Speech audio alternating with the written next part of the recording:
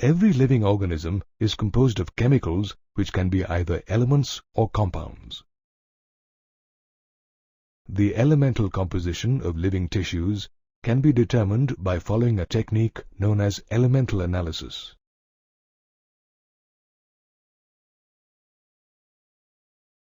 Interestingly, we obtain similar elements while doing an elemental analysis of different living and non-living things. For example, we find that elements such as carbon, hydrogen, oxygen are common to the Earth's crust as well as living tissue.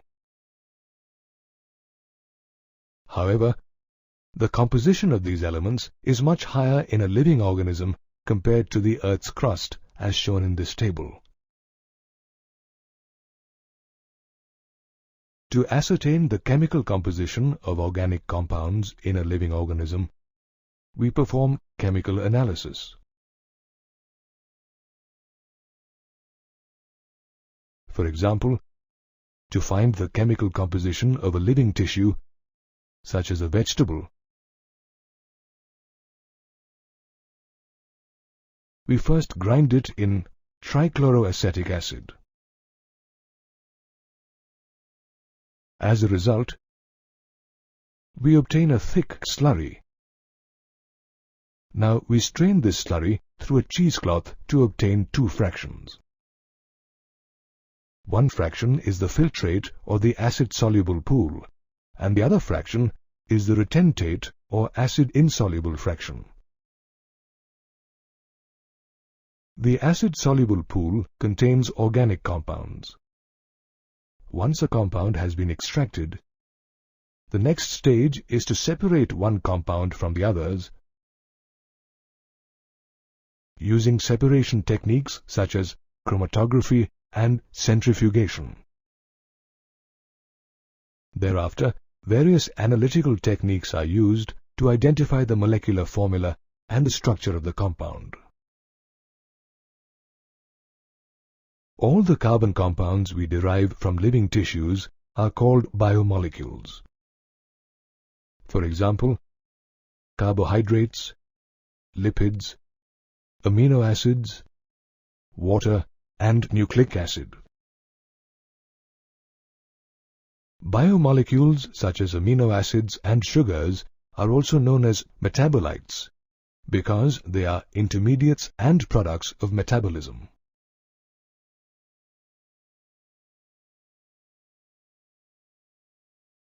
They are classified as primary and secondary metabolites. Compounds such as hydrogen, carbon, oxygen, nitrogen, sulfur, and sodium, which are involved in normal growth, development, and reproduction, are called primary metabolites. They are found in animal tissues. On the other hand, compounds such as alkaloids, flavonoids, rubber, essential oils, antibiotics, colored pigments, scents, gums, and spices are known as secondary metabolites. They are found in plant, fungal, and microbial cells and perform an important ecological function. Some of them play a helpful role as antibiotics and pigments. Living beings are also composed of inorganic compounds such as sodium chloride and calcium carbonate. To analyze the constituents of inorganic compounds, we carry out the following process.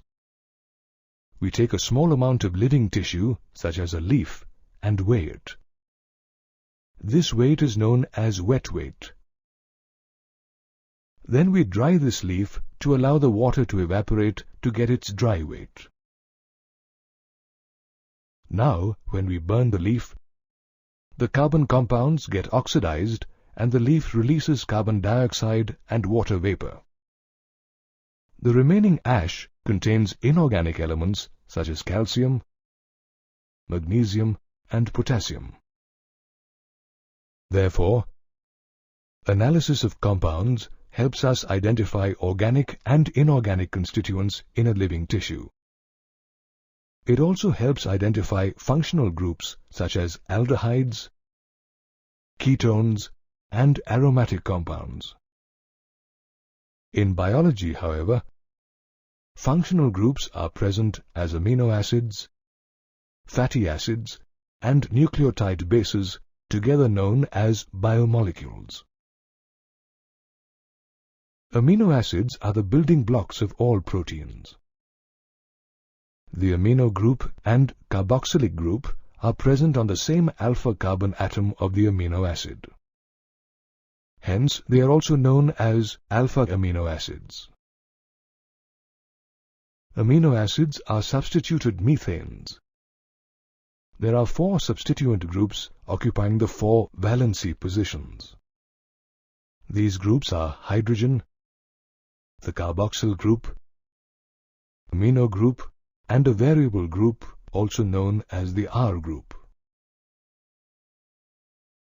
Based on the nature of the R group, there are many amino acids.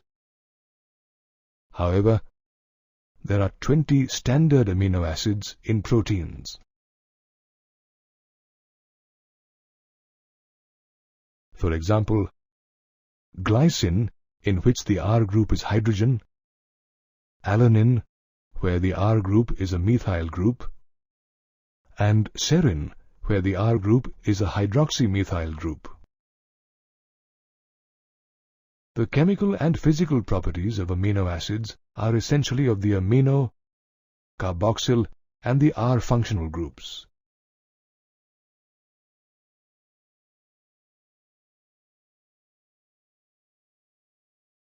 As amino acids contain both the amino group and carboxyl group, they can be acidic, such as glutamic acid, basic, as in the case of lysine, and neutral, like valine.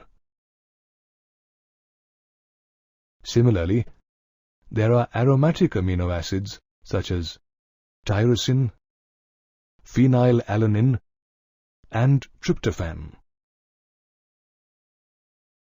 A unique property of amino acids is the ionizable nature of the NH2 and COOH groups. Amino acids behave as both bases and acids. In solutions at a particular pH, ions with both positive and negative charges are equal. This form is known as the zwitterionic form. Another group of biomolecules is fatty acids. Long chains of fatty acids and their derivatives lead to the formation of lipids. Lipids include a broad range of molecules such as fats, waxes, fat-soluble vitamins, and glycerides. They are generally insoluble in water. Fatty acids that form lipids have a carboxyl group attached to an R group. The R group could be a methyl, ethyl, or a higher number of CH2 group with 1 carbon to 19 carbons. For example, palmitic acid has 16 carbons, including a carboxyl carbon. Fatty acids can be saturated or without a double bond. They can be unsaturated or with one or more C double bond C. Glycerol or trihydroxypropane is a simple lipid. When fatty acids combine with glycerol, they form esters, also known as glycerides. Glycerides can be monoglycerides, diglycerides, and triglycerides. Based on their melting points, glycerides may be either fats or oils. Oils have a lower melting point and hence remain as oil in winter, while fats freeze easily at low temperatures. Lipids that contain phosphorus and a phosphorylated organic compound are known as phospholipids. They are found in the cell membrane. Living organisms also have many carbon compounds with heterocyclic rings, such as adenine, guanine, and thymine. These compounds are called nucleotide bases, and they are important biomolecules. When carbon compounds with heterocyclic rings are attached to a sugar, they are called nucleosides. For example, adenosine and thymidine. On the other hand, if a phosphate group is also found esterified to a sugar, they are called nucleotides such as adenylic acid and thymidyllic acid. Nucleic acids such as DNA and RNA consist of nucleotides. They are molecules involved in heredity. Thus, biomolecules act as building blocks of life and perform vital functions in living organisms. All living organisms produce organic molecules called biomolecules. Biomolecules can be broadly divided into two types: biomicromolecules and biomacromolecules. On performing a chemical analysis, we find that biomicromolecules are chemical compounds found in the acid-soluble pool with molecular weights ranging from 18 to 800 daltons. Some examples of biomicromolecules are water, minerals, amino acids, sugars, lipids, and nucleotides.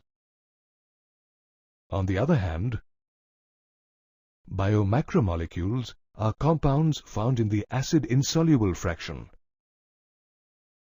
They have molecular weights in the range of 10,000 daltons and above.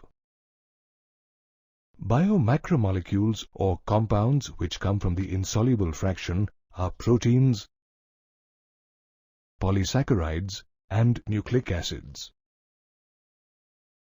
Interestingly, lipids, which are biomicromolecules, are also found in this fraction. The acid-soluble fraction represents the cytoplasmic composition, while the acid-insoluble fraction consists of macromolecules derived from cytoplasm and organelles. Together, these two fractions represent the complete chemical composition of living organisms. Biomacromolecules have molecular weights in the range of 10,000 daltons and above.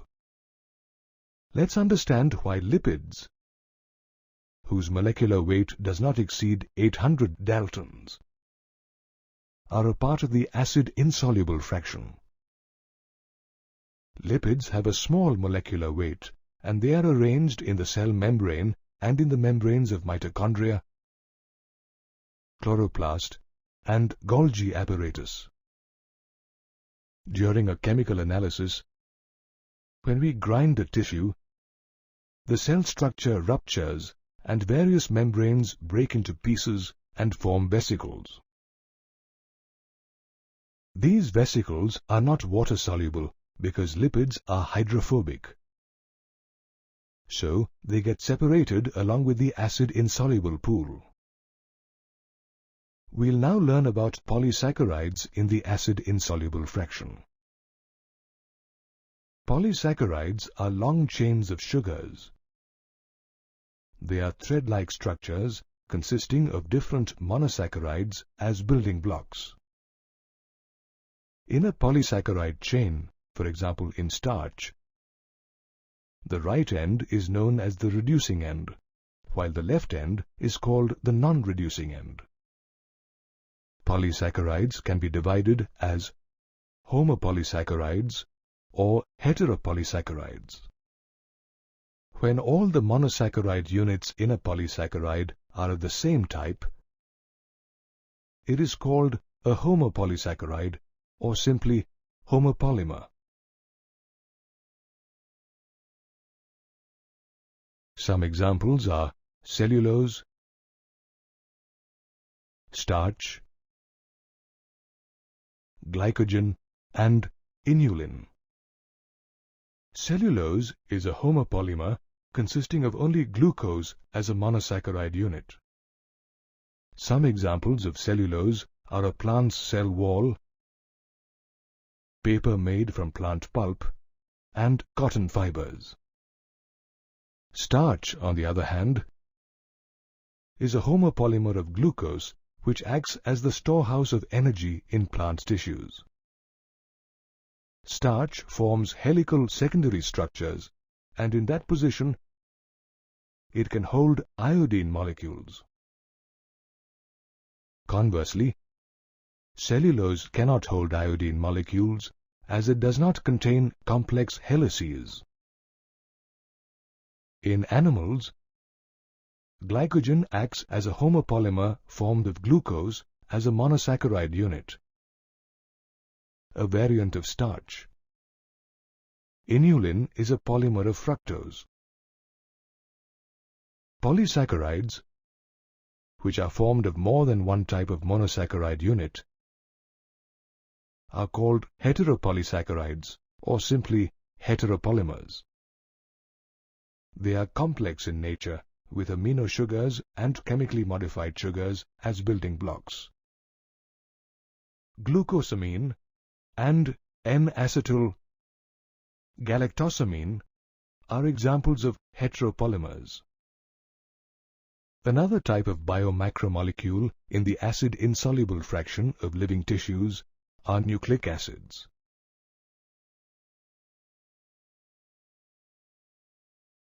A nucleotide acts as a building block of nucleic acid and forms a polynucleotide chain. A nucleotide has three chemically distinct components, namely a heterocyclic compound, a monosaccharide, and phosphoric acid or phosphate. The skeletal heterocyclic ring compounds are actually nitrogenous bases such as adenine, guanine, uracil, cytosine, and thymine. There are two types of nitrogen-containing bases, namely purines and pyrimidines. In a purine, 6-member and 5-member nitrogen-containing rings are fused together. Pyrimidines, however, have only a 6-member nitrogen-containing ring. Therefore, adenine and guanine are substituted purines, while uracil, cytosine, and thymine are pyrimidines. The sugar found in nucleotides is either ribose or 2'-deoxyribose. Both these are monosaccharide pentose sugars. Therefore, nucleic acid containing deoxyribose is called deoxyribonucleic acid or DNA, while the one with ribose is called ribonucleic acid or RNA. Both DNA and RNA carry genetic information and are found in the cells of all living things. Together, polysaccharides, nucleic acids, and polypeptides or proteins form the macromolecular fraction of all living tissues. Proteins are important biomolecules needed by all living organisms. They are polymers of amino acids arranged in a linear chain and linked by peptide bonds. Therefore, they are also known as polypeptides. Amino acids that go into the making of proteins can be essential or non-essential. Essential amino acids are found in our diet, while non-essential proteins are synthesized by our body. There are 20 types of amino acids that come together to form proteins, and so they are also known as heteropolymers. In a heteropolymer, there are different types of monomers repeating n number of times. Proteins form very interesting three-dimensional structures. The structure of molecules is depicted differently in different disciplines.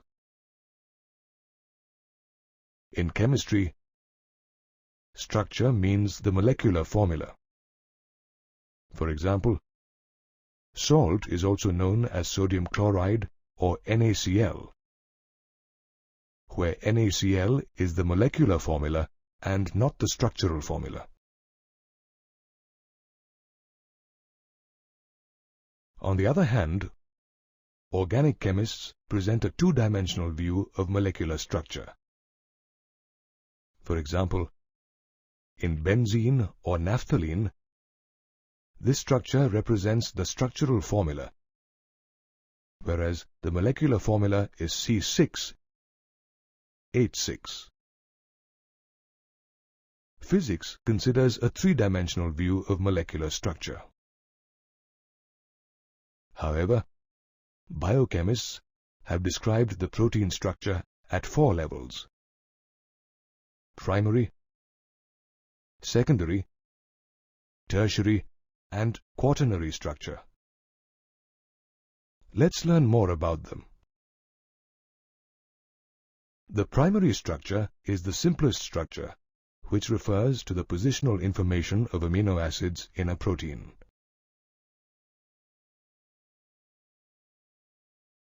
Hypothetically, a protein is a thread formed by amino acids where the left end is represented by the first amino acid or the N-terminal amino acid, and the right end is represented by the last amino acid or the C-terminal amino acid. The protein thread is represented as a horizontal straight line so that the position of the amino acids can be determined. However, in nature, proteins are not completely straight but are folded in the form of a helix, somewhat like a revolving staircase. In the secondary structure, amino acid links get longer, and due to the heaviness of the molecule, it tends to bend. This preliminary bending is considered to be the secondary structure. It is either an alpha helix or beta sheets. The third level of protein structure is the tertiary structure. It refers to the three-dimensional structure of the entire polypeptide chain. The function of a protein, except as food, depends on its tertiary structure. If this is disrupted, the protein is said to be denatured and it loses its activity. The fourth level of protein structure is the quaternary structure. This structure is formed by several protein molecules or polypeptides, also known as protein subunits. These subunits are arranged as a linear string of spheres arranged one upon each other in the form of a cube or plate. For example, adult hemoglobin consists of 4 subunits, 2 of which are identical to each other. Therefore, 2 alpha-type subunits and 2 beta-type subunits collectively form human hemoglobin. Some of the most common proteins we come across are collagen, rubisco, trypsin, insulin, antibodies, receptors, and GLUT4. Let's learn more about each of these proteins. Collagen is the most commonly occurring protein in the animal world. Collagen fiber is generally found in connective tissues and acts as an intercellular ground substance in the space between the cells.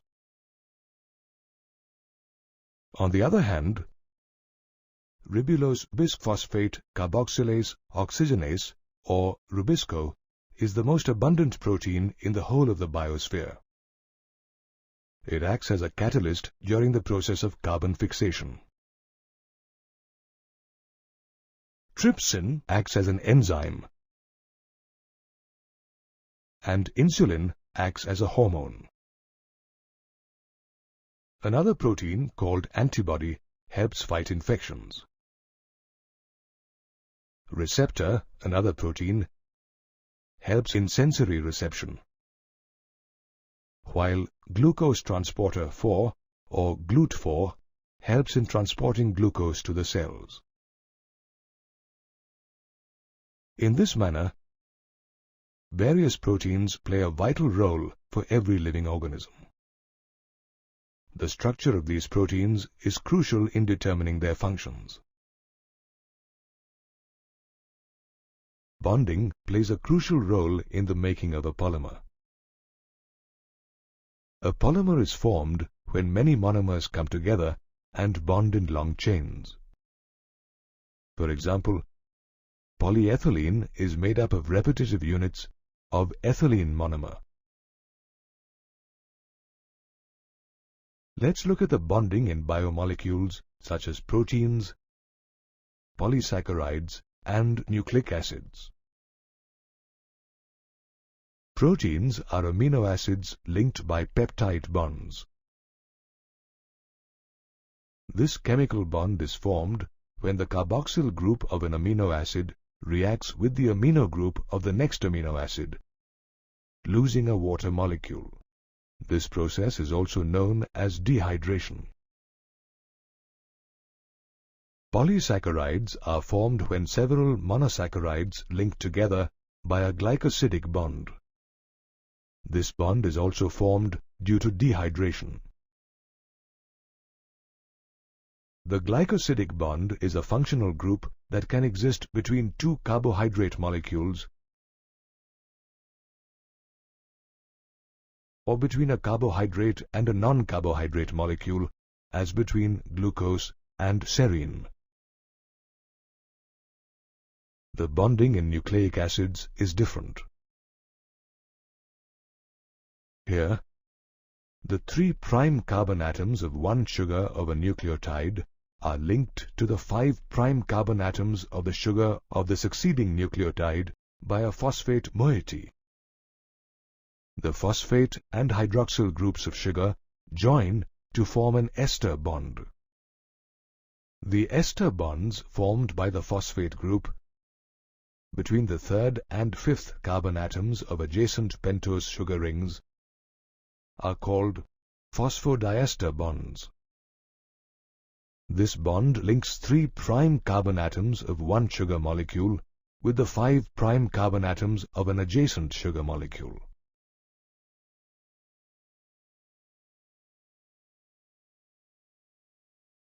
The phosphodiester bond is very vital to all forms of life, as it forms the backbone of deoxyribonucleic acid or DNA strands.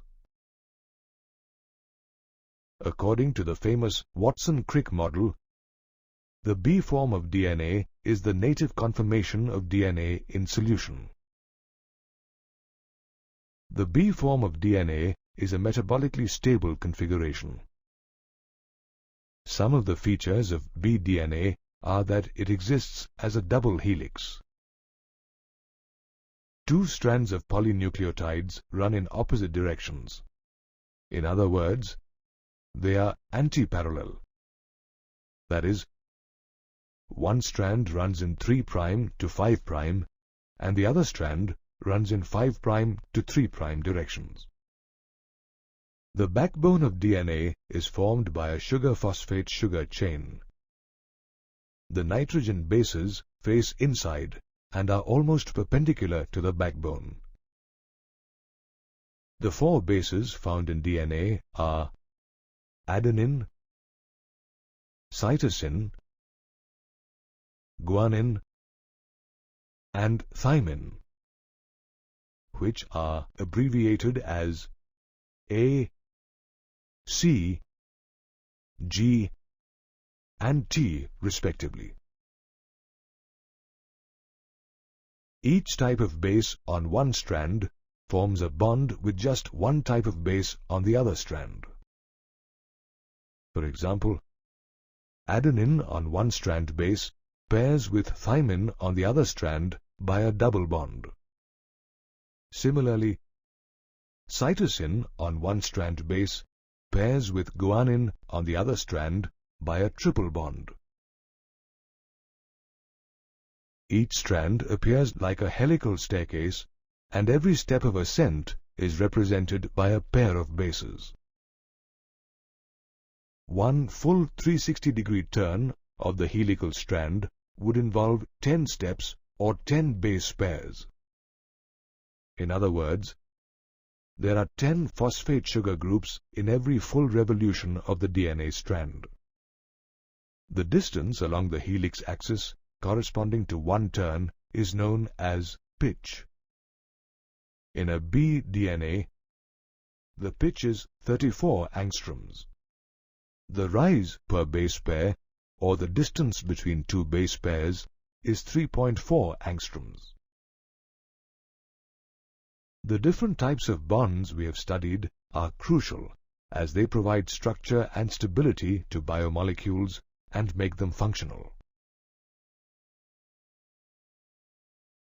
All living organisms, whether plants, animals, or microorganisms, contain innumerable organic compounds or biomolecules in a certain concentration.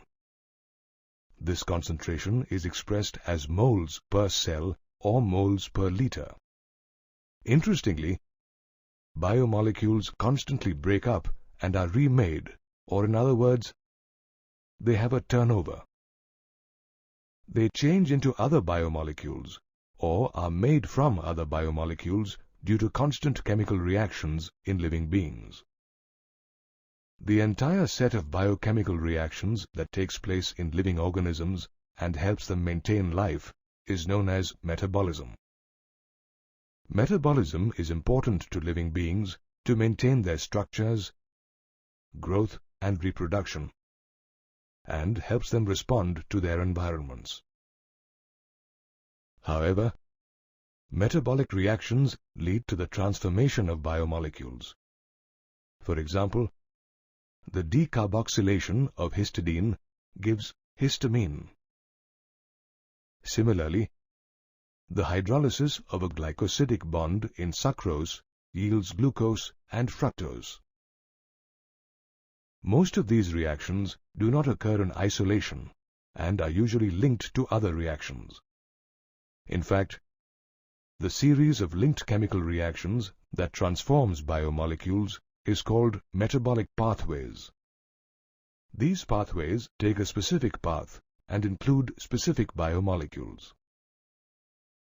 They can be either linear, as in the process of glycolysis, or circular, as in the Krebs cycle.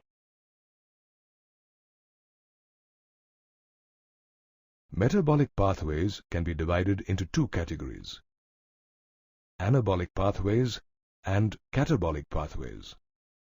Anabolic or biosynthetic pathways lead to more complex structures from a simple one.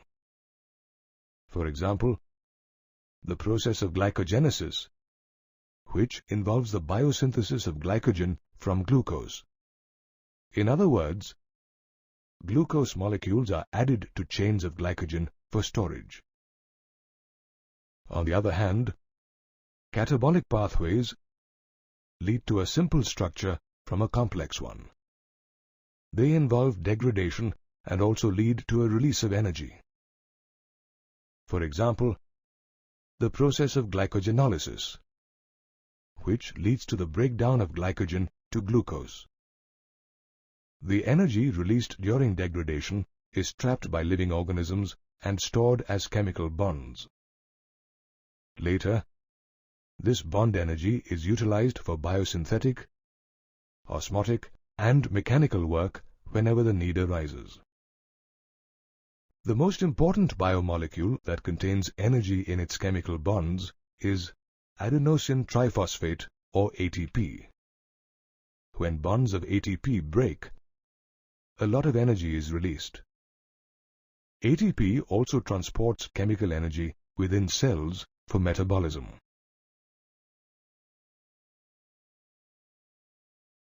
All the chemical reactions associated with metabolic pathways are catalyzed reactions. Metabolic pathways can be compared to automobile traffic, where they have traffic junctions when they meet and cross each other. Just like automobile traffic, the flow of metabolites through these pathways is definite and takes place in a specific direction. This flow of metabolites is also called the dynamic state of body constituents. As you have studied, thousands of metabolites or biomolecules are present in living organisms. Each of these biomolecules has a definite concentration. For example, the blood concentration of glucose in a normal healthy individual is 4.5 to 5.0 millimolars, while that of hormones is measured in nanograms and milliliters. Moreover, these biomolecules are constantly a part of the metabolic process. Any chemical or physical process moves naturally to equilibrium. However, systems at equilibrium cannot perform work. Therefore, the living state is a steady state or a non-equilibrium state, which is essential for living organisms to be able to work constantly. The living state or non-equilibrium state is attained by energy input through metabolism. Hence, metabolism and the living state are synonymous, and one cannot exist in the absence of the other. Did you know that cheese is produced with the help of rennet, which is a natural complex of many enzymes? Enzymes act as biological catalysts in a living system and change the rate of reactions without themselves getting altered. While most enzymes are proteins, some nucleic acids also behave like enzymes.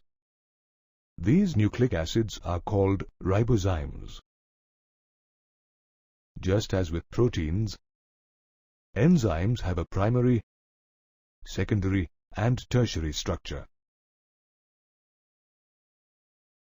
While the primary structure is an amino acid sequence, the tertiary structure folds and crisscrosses on itself, creating many crevices or pockets. One of these pockets is called the active site. A substrate fits into this active site of the enzyme and enables it to catalyze reactions at a high rate. While enzymes catalyze chemical reactions, they are very different from inorganic catalysts. Inorganic catalysts such as platinum and nickel work effectively at high temperatures and under high pressure, while enzymes are damaged at temperatures above 40 degrees centigrade. However, some enzymes, such as thermolysin, can be isolated from thermophilic organisms that live in high-temperature environments like sulfur springs. These enzymes retain their catalytic power even at temperatures as high as 80 to 90 degrees centigrade. To understand the working of enzymes, we'll begin by learning more about chemical reactions.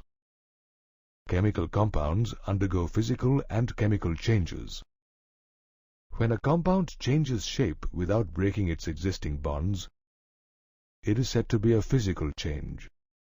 For example, ice melting to form water.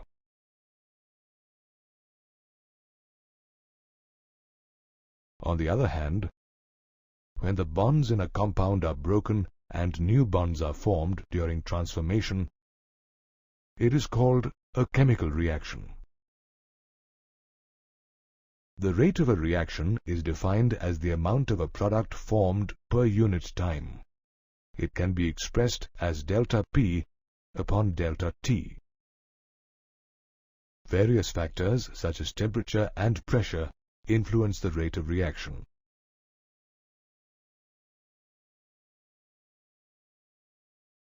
This rate generally doubles or decreases by half for every 10-degree change in temperature in either direction. For example, consider that a particular reaction is taking place at 5 degrees with the rate of reaction as 1 unit. When the temperature is increased by 10 degrees, the reaction rate will double to 2 units. Similarly, if the temperature is decreased by 10 degrees, the reaction rate will become half. A catalyst greatly influences the rate of a reaction. Hence, the rate of enzyme-catalyzed reactions is significantly higher than uncatalyzed reactions. Consider the example of a reaction where carbon dioxide and water react to form carbonic acid. In the absence of any enzyme, 200 molecules of carbonic acid are formed in an hour. However, when the enzyme carbonic anhydrase is used, 600,000 molecules of carbonic acid are formed every second. Hence, the carbonic anhydrase enzyme accelerates the reaction 10 million times. There are numerous types of enzymes, and each of them catalyzes a unique chemical and metabolic reaction. There are also multi-step reactions, where each step is catalyzed by a single or multiple enzymes. For example, glucose is converted into pyruvic acid through 10 different enzyme-catalyzed metabolic reactions. Pyruvic acid yields different types of end products during various pathways. During aerobic respiration, it forms acetyl-CoA and carbon dioxide in the presence of the pyruvate dehydrogenase enzyme. While during anaerobic respiration in the muscles, in the presence of the enzyme lactate dehydrogenase, pyruvic acid leads to the formation of lactic acid. On anaerobic respiration in yeast, the same pyruvic acid leads to alcoholic fermentation in the presence of the enzyme pyruvic decarboxylase. Therefore, metabolic pathways catalyzed by enzymes yield different types of metabolic end products under different conditions. Enzymes are three-dimensional protein structures with an active site. They convert a chemical or a substrate denoted as S into a product or P. One or more products can be formed from a single or many substrates. Enzymes help in catalyzing the reactions, but they do not participate in the reaction themselves. In other words, at the end of any reaction, the enzyme remains unaltered and is ready to be used by another molecule. The multi-step reaction mechanism involving enzymes as catalysts is called the catalytic cycle. We shall now study the steps in this cycle. First, the substrate S binds to the active site of the enzyme and fits itself inside a given cleft or pocket. In the second step, the binding of the substrate forces the enzyme to change its shape and fit more tightly around the substrate. This leads to the formation of a highly reactive enzyme-substrate complex or ES complex.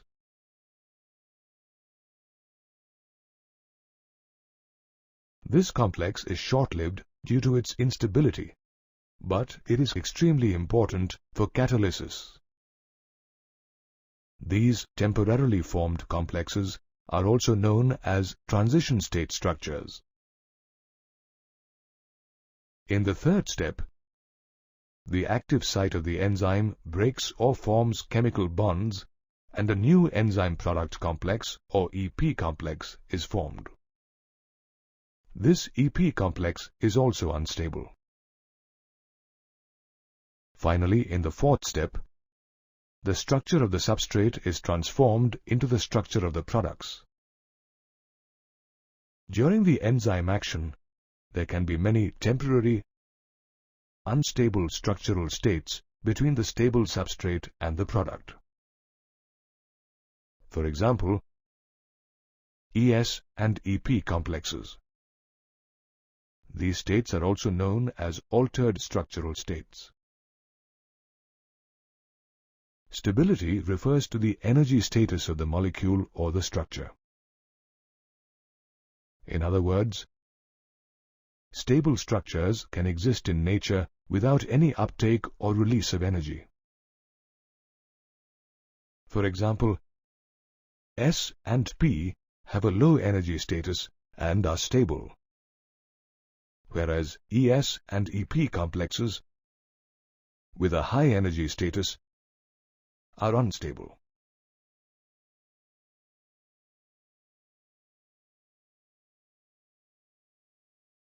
This is a graph which shows how enzymes lower the activation energy during reactions, thereby increasing the rate of reaction. Activation energy is the minimum amount of energy required for the chemical reaction to take place. In other words, it is the minimum amount of energy required by the substrates to form products.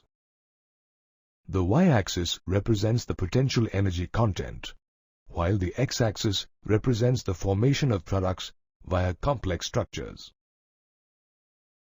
Notice that there is an energy level difference between S and P. If P is at a lower level than S, it implies an exothermic reaction releasing heat energy. In other words, an external supply of heat energy is not required during this reaction to form a product. However, whether an exothermic or an endothermic reaction, the S has to go through a much higher energy state or transition state. In the graph, the red curve indicates that in the absence of an enzyme, the activation energy for a reaction is high. On the other hand, the pink curve shows that in the presence of an enzyme, the activation energy gets lowered, due to which the substrate transforms into a product quicker. Therefore, enzymes reduce the activation energy barrier by making the transition from S to P easier. In this way, enzymes bring about chemical and metabolic conversions at a high rate. Enzymes are mostly proteins, and they increase the rate of chemical reactions. Just like proteins, enzymes also have a primary, secondary, and tertiary structure. A change in a few factors can affect the activity of enzymes and can alter the tertiary structure of the protein. These factors include temperature, pH, change in substrate concentration, or the binding of specific chemicals that regulate the activity of enzymes. Let's take a look at each of these factors. Temperature and the pH factor affect the enzyme activity immensely. Typically, enzymes function in a narrow range of temperature and pH. While low temperature preserves the enzyme when it is in a temporarily inactive state, high temperature destroys the activity of enzymes as the proteins get denatured by heat. In other words, the tertiary structure of proteins is destroyed and they become functionally inactive. Every enzyme demonstrates its highest activity at a particular pH level and temperature, which are called optimum pH and optimum temperature respectively. These following graphs depict the impact of change in pH and temperature on enzyme activity.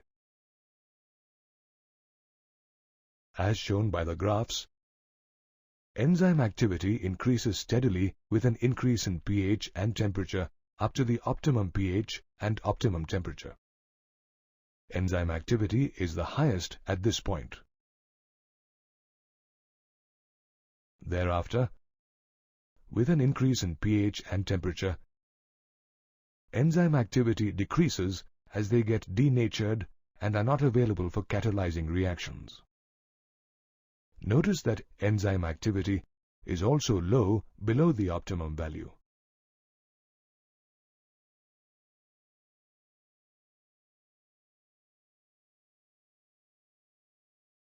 Change in substrate concentration is the second factor impacting enzymatic activity. Here's a graph which shows enzyme velocity at many different concentrations of substrate. If the substrate concentration increases, initially, the velocity of enzymatic reaction rises. In the final stage, the reaction reaches a maximum velocity or Vmax. This velocity does not rise any further, even if there is an increase in the concentration of the substrate. The reason is that at Vmax, enzyme molecules are less than substrate molecules. After the saturation of these molecules, there are no free enzyme molecules that can bind with the extra substrate molecules. The third factor that shuts off enzyme activity is the binding of a certain chemical. This process is called inhibition, and the chemical that induces it is called an inhibitor. For example, malonate is a competitive inhibitor of succinate, which gets converted to fumarate in the presence of succinic dehydrogenase. Sometimes the molecular structure of the inhibitor closely resembles that of a substrate. Such an inhibitor is known as a competitive inhibitor, and it impacts the activity of the enzyme. Since this inhibitor is structurally similar to the substrate, it competes with the substrate for the substrate binding site of the enzyme. As a result, the substrate cannot bind and enzyme action is reduced. For example, penicillin binds at the active site and inhibits the transpeptidase enzyme that cross-links the peptidoglycan strand to form the bacterial cell wall. This competitive inhibition is used to control bacterial pathogens.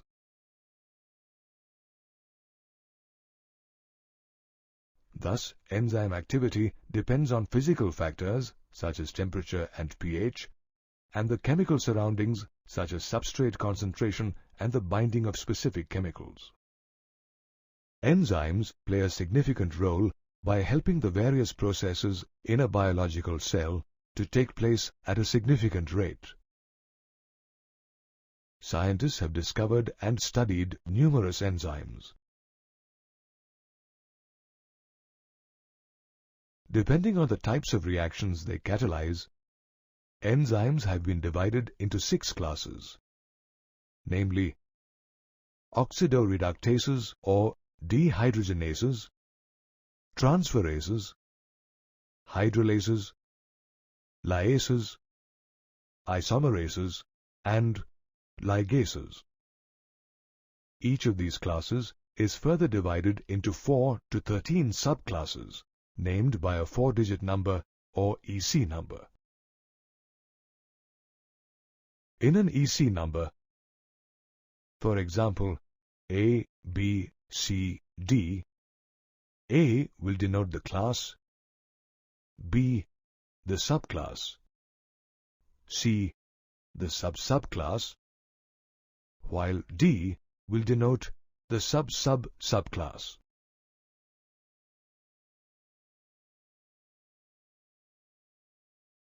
Oxidoreductases or dehydrogenases are enzymes that catalyze the transfer of electrons and hydrogen ions from one molecule, called the reductant, to another molecule or the oxidant. Here, the reductant is the electron donor, while the oxidant is the electron acceptor. An example of an oxidoreductase enzyme is lactic dehydrogenase, which converts pyruvic acid into lactic acid and vice versa. The second class of enzymes is transferases. These enzymes catalyze the transfer of a functional group G, other than hydrogen, between the two substrates S and S'. For example, the enzyme transmanase transfers the amino group from alanine to oxaloacetic acid, forming pyruvic acid and aspartic acid. The third class of enzymes, or hydrolases, catalyzes the hydrolysis of bonds such as ester, ether, peptide, glycoside, carbon-carbon bonds, halide bonds, or phosphorus and nitrogen bonds. For example, the hydrolysis of glycosidic bonds in sucrose by sucrase leads to the formation of glucose and fructose. Lyases comprise the fourth class of enzymes that catalyze the removal of bonds by mechanisms other than hydrolysis and oxidation. Lyases use mechanisms such as forming double bonds or a new ring structure for catalysis. An example is aldolases, which cleaves the aldol groups in fructose 1,6-biphosphate and forms dihydroxyacetone phosphate and glyceraldehyde 3-phosphate. The fifth class of enzymes, called isomerases, catalyzes the interconversion of optical, positional, and geometric isomers. For example, during glycolysis, phosphohexose isomerase catalyzes the conversion of glucose 6-phosphate to fructose 6-phosphate.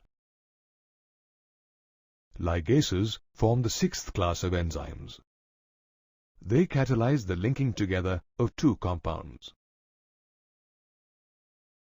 For example, the joining of carbon with oxygen, carbon with sulfur, carbon with nitrogen, and phosphate with oxygen bonds is catalyzed by ligases.